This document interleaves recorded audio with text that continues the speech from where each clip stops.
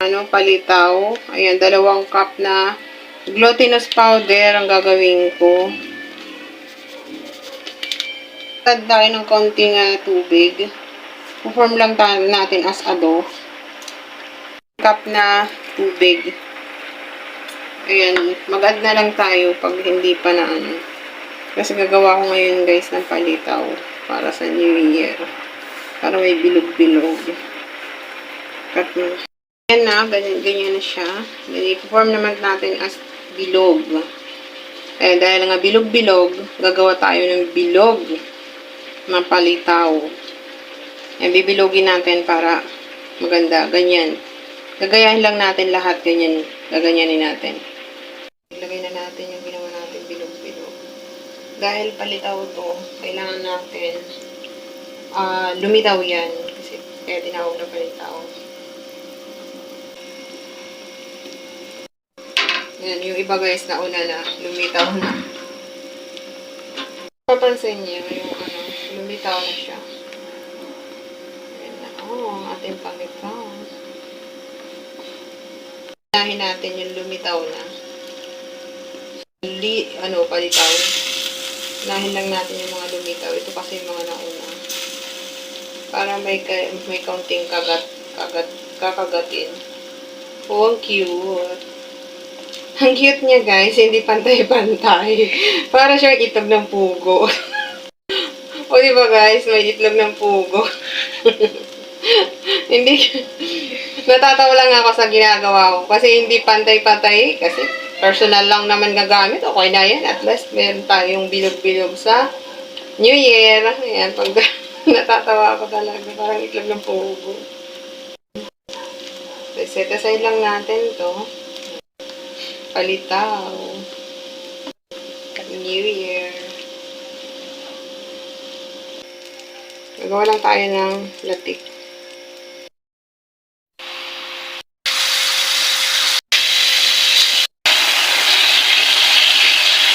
Then, 1 cup na.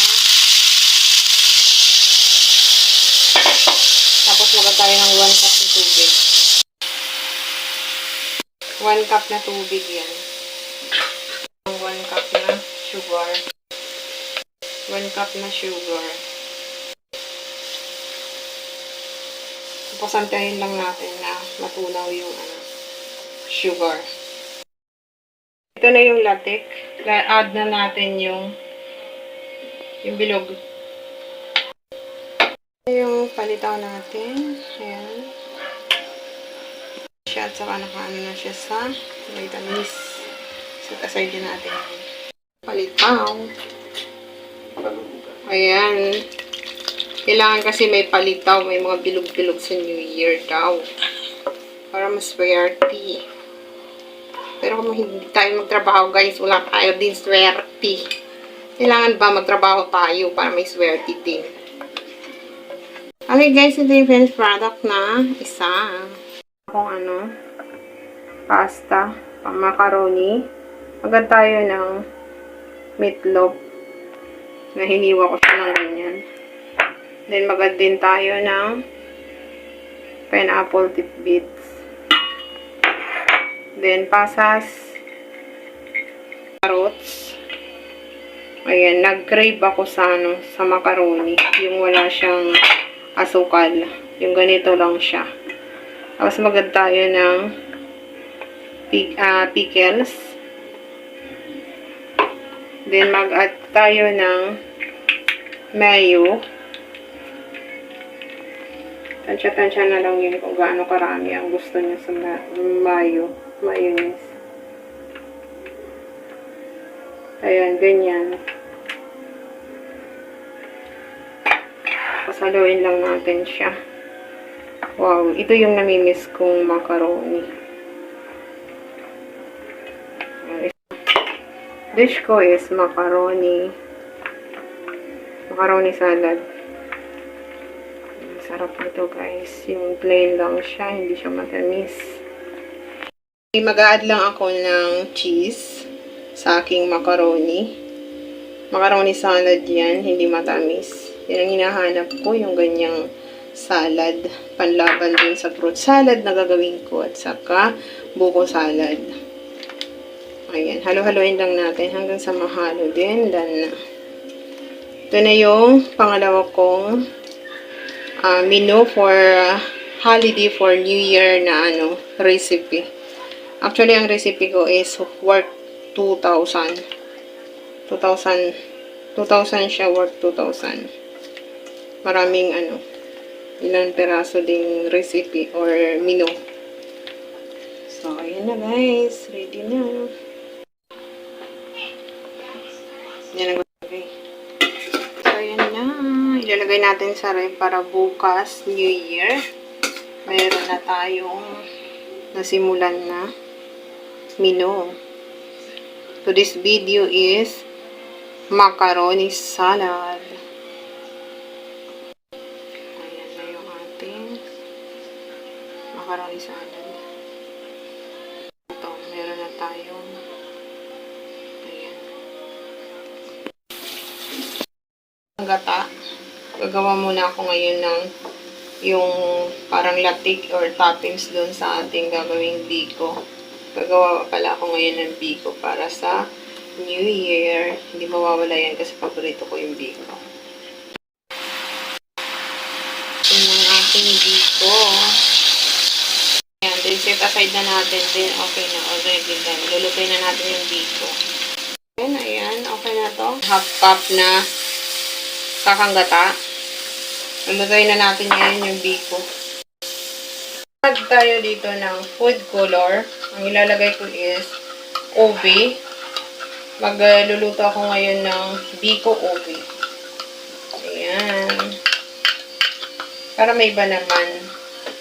Pero, biko pa rin yan, guys. Nagad lang ako ng food color na ube. Ube yan. Powder. Isang kutsara. Isang kutsara nilagay ko dyan. Tayo ng brown sugar or wash. Mga 2 cups.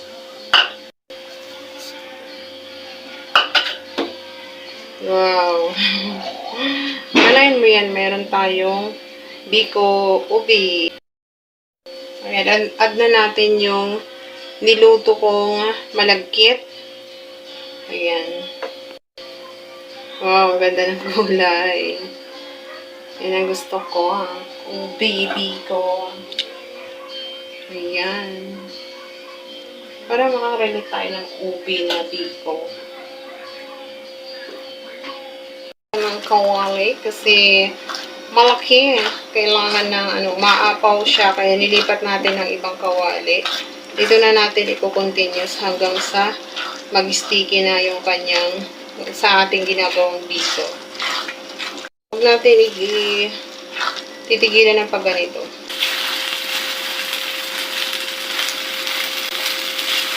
Tapos ang lalagay naman natin dito toppings na ay cheese. Nag-invento na naman ako yung kawarduhan ba. Ayan, hindi pa siya sticky, hindi pa siya mabigat. Kaya haluhaluin lang natin, guys. Huwag natin i-hinto, guys. Kasi mangupupong siya, guys.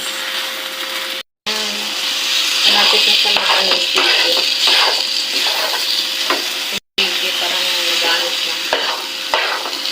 Kaya ginamitan ko na talaga ng handok. Kasi hindi na kaya rin. Kailangan talaga kung isang paghalo nito. Hanggang sa yung nahanap kong sticky ng malagkit. Yun lang natin dito ito. Na to. Set na natin. Wow. Beautiful. So, yan na natin dito yung ating biko na ube. Ube ang kinalabasan, guys. Dito na natin ginanon sa tray para flat yung niya. Kalalabasan ng ating biko. Lalagyan ko siya ng toppings. Yung cheese. Ayan. Para maiba naman. Magiging salted biko. Dahil nga doon sa cheese natin nilagay. Kakaiba. Ayan yung ating biko for today's video para sa New Year. Toppings lang tayo ng cheese. Ayan. Cheese na biko. Kakaiba tayo. Experiment talaga ako, guys. Kasi matamis yung biko. So, ang ginawa ko, lagyan natin ang toppings ng may pagka-salty. May pagka-salty ang kalalabasan niya. Which is, naisip ko ay cheese. Kahit anong cheese, ilagay mo. Go. Beautiful biko obi cheese. Toppings lang natin to. Ayan. At least may toppings pa rin tayong latik. Di ba ang ganda? Ang ganda ng kinalabasan. May toppings na latik. Yung ating biko obi cheese. Actually, cake na rin ang kinalabasan niya. Gawa tayo ngayon ng fruit ka salad. Mayroon fruit cocktail sa condensed milk. At tayo ng konting cream. Tayo ng evap milk. Gagawin natin yung salad kasi kakaunti lang naman ng mga nakatira dito. Ng cheese. Then set aside na natin. Ilagay na natin sa freezer. So, ayan na yung finished product ng fruit salad. Ganyan lang kasimpleng ginawa ko, guys. So, ilagay ko lang ito sa freezer. Then, hintayin natin mamaya sa New Year. Saka ilalabas yan. Yung buko. Lagyan natin ng condensed milk. Kaunti lang din. Then, cream. Evap pala yan. Then, cream. Then, add na natin yung fruit cocktail na konti. Add tayo ng fruit cocktail na konti. Then, ito na yung finished products na ating buko salad. Ayan, mga konti-konti lang yung ginawa ko mga fruits sa mga salad. Kasi konti lang naman ang nakatira dito sa bahay. Tama lang yung may mga dessert na konti-konti. Para hindi siya masira, guys. Ayan, ilagay lang natin sa isang lalagyan. Then, ilalagay na natin sa freezer. At tayo ng cheese. Ayan, maganda tayo ng cheese. Kasi yan masarap. Yung cheese. Then, ayan na. Ilagay na natin sa isang lalagyan. Ako ngayon ng leche flan. Unan muna natin gagawin ay hiwalayin natin yung itlog sa igyog at saka sa white. Gagamitan natin ng kamay. Ganyan lang yung ating pagkano. Then, set aside lang natin to. Lalagay yan. Wow, perfect. So, ayan o, pangalawa. Ayan. Dalawang igyog. 3 itlog ang gamitin ko for today's leche flan. And, taran! 3 itlog na pula. Igyog. I-shake, ano lang natin. Haluin lang natin yung itlog na igyog. Hanggang sa mahalo siya. Haluin lang natin ng mahalo. Something wrong. Okay, guys. Haluin lang natin ng haluin. Then, add na natin yung condensed milk. Kung leche flan, guys. Add na natin yung condensed milk. Ayan, ganyan lang. Then, yung add tayo ng evap milk. Then, mix lang natin. Gawa tayo ng leche flan. Then, magad tayo ng vanilla. 1 teaspoon.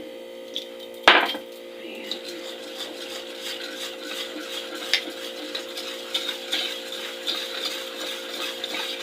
Mix lang natin hanggang na ma-mix lahat.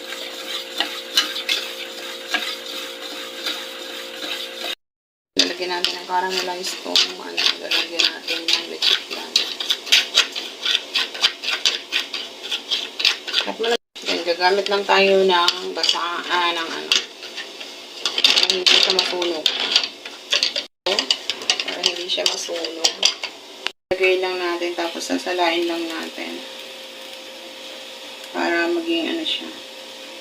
Pino ang kalalabasan ng leche flan. Manera, gagawin lang natin, cover natin ng foil para hindi siya pasukin ng tubig. Ganyan lang natin. Steam na natin mga 45 minutes. 45 minutes na natapos na. Ayan. Tingnan nga natin kung okay yung ating ginawang leche flan. Maingay lang kasi gagawa ko ng cake. So, tingnan natin yung ating leche flan na ginawa. Wow! It's amazing. It's a very good. Yan yung leche flan natin for today's video. Ayan guys, may dalawa akong leche flan na ginawa. Ayan, para sa New Year. Ayan, dami kong matamis. Kaya hindi ako magluluto ng may sauce na matamis na ulam. Panay fried. Panay prito or ituturbo ko na lang. Gagawa ako ng cake para sa New Year. 2 cups na flour.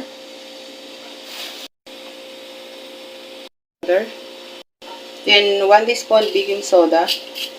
Sasalain lang natin ito kasi may buong buo. Ito ang gagawin natin.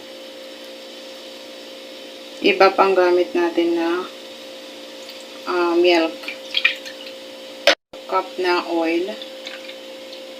Gagawa tayo ng i-separate natin yung white egg at saka yung red egg.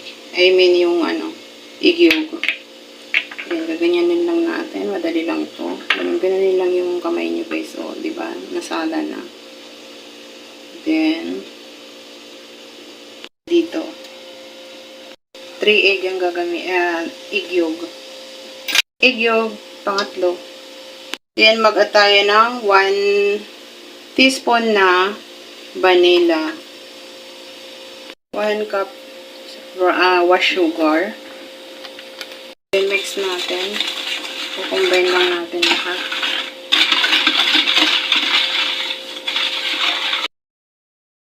Then, gagawa tayo muna ng yung tartar. Ako yung isang ingredients na yun.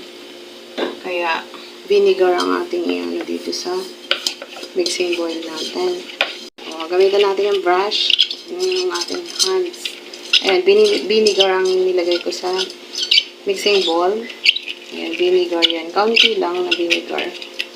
Ayan, wala kasi akong doon at nakalimutan ko kung anong pangalan yun na wala.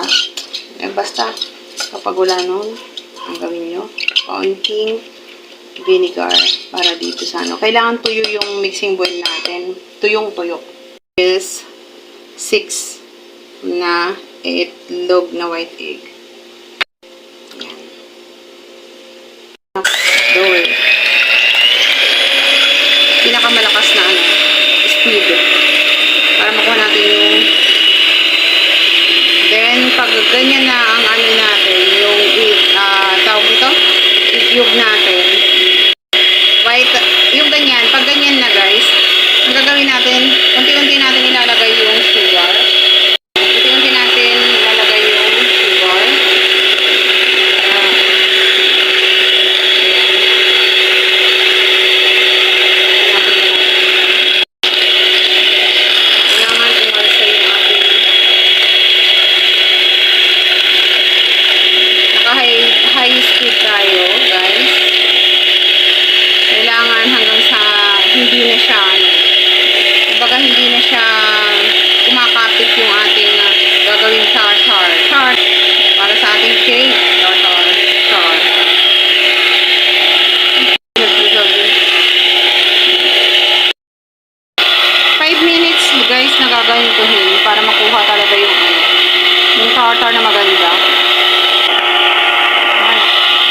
So guys, dapat ganyan ang ano niya, kapit na kapit, yung ating tartar na ising na gawa. Ayan o. So, dry ingredients, ilagay na natin yung wet ingredients. Dito sa ginagawa nating cake. Ayan, kasi nga today's video is New Year, later. Kailangan perfect yung pagkagawa ko ng cake. Char. Perfect naman talaga yung ginagawa ko ng cake. Pero, ang maganda nito kasi, naging hobby ko na may okasyon mag-bake na lang ng cake. At the same time, guys, nakamura na tayo. Then, nade-develop pa yung skills ko sa pag-baking. Time then, is nabawasan natin yung mga nag-list tayo ng sugar, oil, na ano natin, na-handle natin yung pagkaano niya. Yung pag nakakabili tayo ng cake kasi sobrang sweet. Hindi naman ako naninira sa ano, pero para sa healthy namin, para sa health, kasi hindi tayo pabata, kailangan natin mag-bless natin ng mga ganun. Hindi natin yan maiwasan. Kailangan lang natin bawasan. Ilalagay na natin yung tartar na ginawa ko. Ayan, kailangan i-mix natin to. New Year, later, ginalingan ko yung paggawa ko ng cake. Ito yung cake na hindi regular na ginagawa ko kasi may tartar siya. O diba, may tartar. Para fluffy na fluffy ang ating sasagawang cake. Then, ang aking today's video, ang aking cake for today is mayroon talagang siyang toppings. Today's video. Ayan. Simple. Abusin natin yung tartar.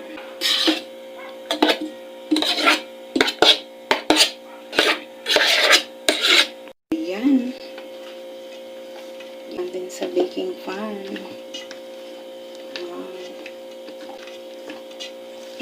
Habang kayo ay busy din ako maggawa ng aking simple na handa. Pero mayroon sa bawat okasyon, gagawa ko ng cake, guys. Don't worry. Lagay na sa cake pan. Ilagay lang na cake pan. Wow! It's okay na. Ayan lang na. Bake na natin siya. Siya sa loob ng 30 minutes sa init na 180 degrees. Yellow at saka yung tubig na malamig. Tapos add natin na to. Magawa tayo ngayon ng pang-toppings dun sa cake. Haluin natin yung dalawang cream. Ayan, kailangan maging fluffy ito. Maging double siya.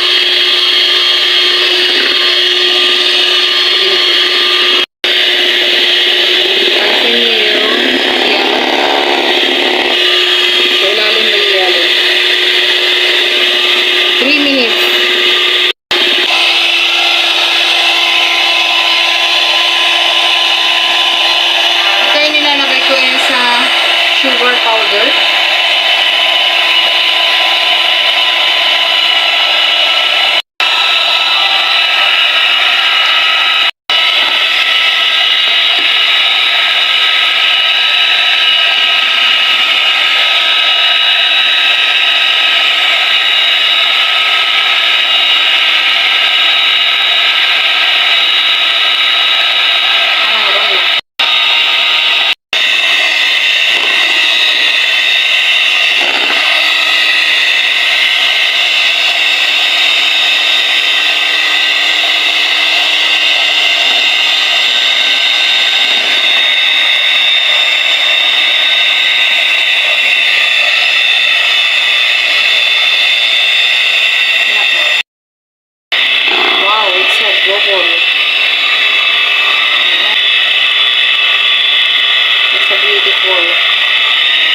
Nakuha na natin.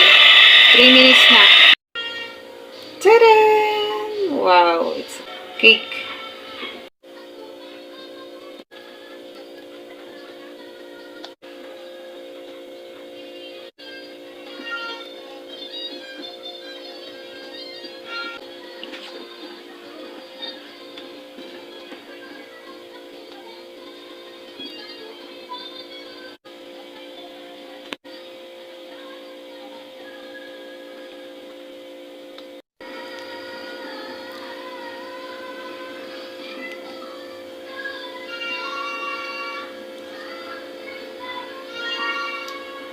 So, this is my finished product. Hindi man ganun ka-perfect, pero may cake ako. Na pinaghirapan, char. Naghirapan talaga. Guys, ayan o. Dati-dati walang icing sa ibabaw. Ngayon, nagawa ko ng paraan para may icing. Ayan guys, yung aking cake para sa New Year.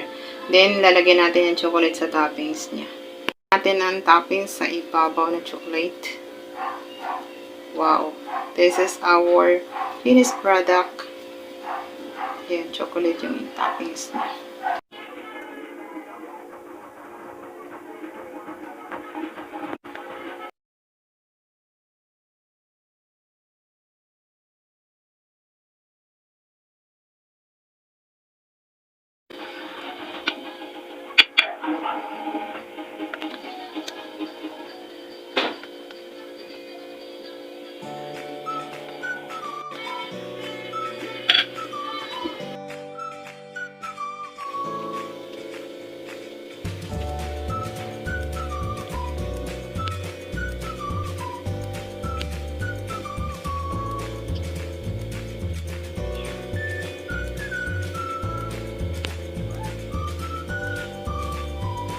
Hanapin ang toppings ko, ginawa ko na siyang ice cream, lalagay lang natin sa freezer para hindi masira. Gagawin natin ice cream. Masarap yan. King ubi na toppings. Umunti-unti na siya na mayon. Nagiging magaling ng aking idea ng aking pag-cake. Fluffy talaga siya at saka cheesecake ang dating ng aking cake for today's video. Oil. Ito para sa pasta. Lagyan na natin ito. May kasosyalan ng ating pasta for today's video.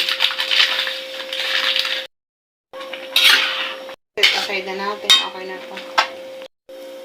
Celery or kinchay. Meron kayo.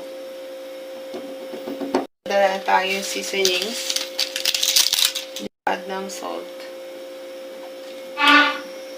Then mag-add tayo ng milk para maging ano yung ating pasta. Then add na natin yung ating pasta. Then add na natin yung pasta.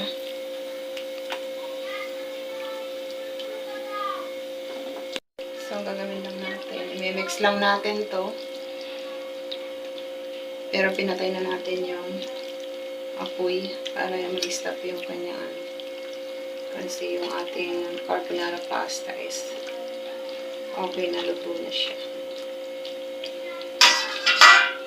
Halo-halo lang natin. Grabe, ang sarap. Sarap tingnan, guys. So, ayan na yung ating carbonara pasta with tuna. Carbonara pasta with tuna, chili. Tama lang yung ating ginawa. Sinipsip na nga niya yung sauce niya. Gusto ko talaga ito may creamy. Then mag-add lang tayo ng toppings, garlic. Toasted garlic in the top. Tayo ng celery or kinchay for the toppings. And then garlic, toasted garlic. So beautiful garlic. Ayan, binudburan talaga natin. So beautiful. This is a finished product of pasta, white pasta with garlic in the top and tuna. Ayan, diba magandang kompletong detalye dyan. Ito asin at saka seasonings at saka paminta. Pork at saka chicken, ituturbo ko lang to para iwas muna sa mantika para di sa ulam. Ngayon, meron pusit dito rin. Ituturbo ko tapos papalamanan ko lang siya sa loob niya. Isang boneless tayong bangus. Lalagyan ko lang din siya ng salt. Ayan. Tapos, lalagyan ko lang siya ng palaman. Ituturbo ko lang din siya. Lagyan lang natin ng palaman siya. Ganyan lang. Hindi na marami guys kasi napakamahal ng seasonings for today's season, holiday season ko talaga, napakamahal niyan. Tansya-tansya na lang tayo sa paglagay ng mga seasonings na kagaya ng mga sibuyas. Ayan. Tapos lagyan natin ng seasonings. Ayan, paminta. Dalawa kasi ito, kaso niluto na yung isa, hindi na videohan. Ano ko is, i-ano ko lang siya, ituturbo. Ayan, pati yung likod niya, ituturbo ko. Ituturbo ko lahat to, yung ano ko. Para makaiwas tayo sa mantika muna. Ayan, boneless na bangus yan.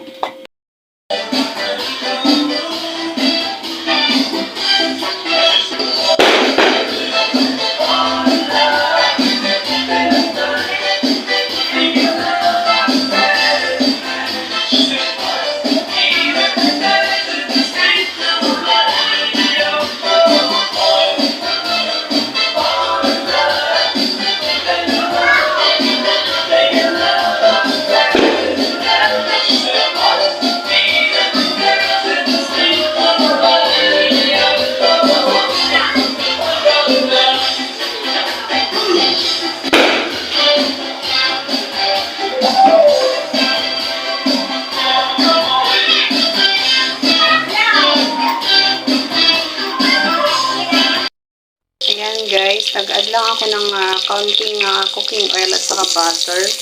Saute natin yung bawang. Gagawa ako ngayon ng kaunting saute lang na stream. Ayan, that is video. Ayan. Ayan, so saute lang yan bawang. Ayan, kaunti lang naman yung stream na aking binili. Kasi napakamahal talaga ng bilihin ngayon guys. Tama-tama lang na meron lang pang crave ko. Ayan. Tapos i-add ko na yung shrimp. Konti lang tong shrimp na to. Talagang lang po. Ayan. Tapos mag-add lang ako ng konting soy sauce. Parang lang to. Lalagyan ko lang siya ng konting konting soy sauce. Ganyan lang pagluto ko. Para sa New Year ko, nag-crave ako ng stream. Bili ako ng konti lang ng stream. Napakamahal ng stream, guys. Lahat ng alam mo yung tipong ang mahal-mahal talaga mga bilihin kapag holiday season. Ayan. Basta nag-crave ako ng stream para sa New Year na handa. Kaya bumili ako ng konting shrimp lang. Yan, mga 1 teaspoon na soy sauce. Ayan. Vinegar, konti lang din. Then paminta. Konti lang. Then halo-haloin lang natin ito. Tapos mag-add lang ako ng konting syrup na pineapple. Meron akong pineapple. Instead na maglagay ako ng sugar. Yan lang lutuin. Then, mag-add ako ng syrup na pineapple. Para may konting sweet lang siya. Ayan. Simple lang tong luto ko sa stream. Wala lang nag-crave ng stream. Simple lang aking gagawin. Ayan lang. Then, mag-add lang ako ng konting seasoning. Hindi na ako maglalagay ng salt kasi may i-add na akong seasoning at saka soy sauce. Ayan, huwag na natin na masyadong lutuin to kasi magiging siya, rubberize ang niya. So, thank you guys. Pakipalo sa aking Facebook page and TikTok and then YouTube channel. Tomorrow recipe. Happy New Year everyone! Ito ako, pakukulong ko muna to. Pork at saka chicken ang pinagsama ko. Mga 2 cups ng water. Antayin lang natin hanggang mga 3 minutes. Mga like sibuyas, bawang, sibuyas. Ayan. Hindi na natin i-gigisa yan. Ganyan na lang. Tapos add na natin yung tomato sauce. Paste, mga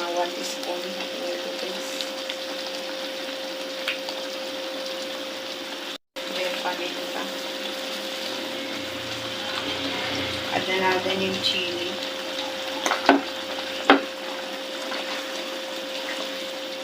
And dahil nga pinakakuluan natin ito, madali natin lalagay na lang tayo ng mga ingredients. Haluin lang natin. Konti lang. Para may cheesy. Ayan, konti lang. Ayan lang. Konti lang. Tapos add na natin yung red bell pepper sa green.